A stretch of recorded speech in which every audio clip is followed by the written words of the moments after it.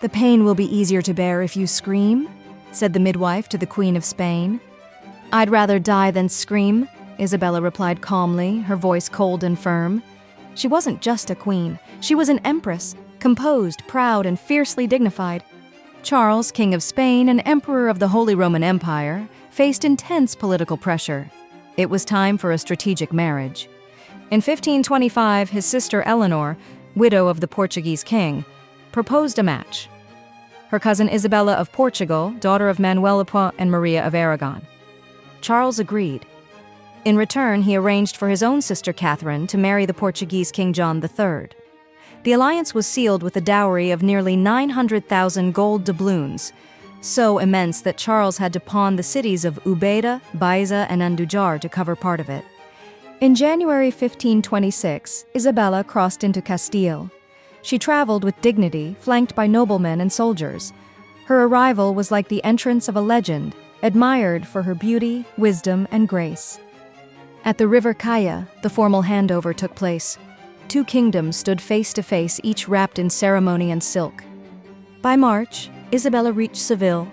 On the 10th, she married Charles in a grand symbolic ceremony. The witnesses were powerful, the vows eternal. Soon after, the couple moved to Granada. Isabella fell in love with the city, and Charles, wanting to please her, ordered a new palace to be built inside the Alhambra.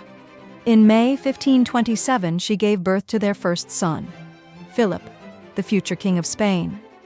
Even in labor, Isabella demanded control. She ordered the room darkened, her face veiled. She refused to cry out. "Screaming might help," the midwife said again. "It's not necessary," Isabella answered. "I'd rather die than scream." She had more children. Most didn't survive infancy. Only one daughter, Maria, lived to adulthood and married Emperor Maximilian II. In 1539, Isabella gave birth to a stillborn child.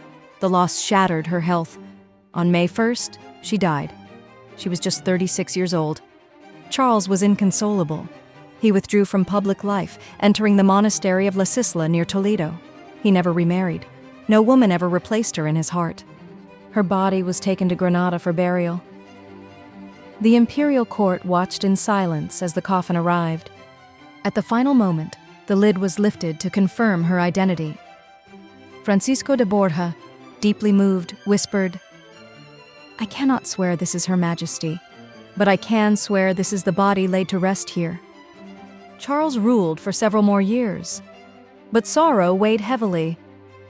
In 1556, he stepped down, passing the crown to his son, the same Philip Isabella had brought into the world in solemn silence.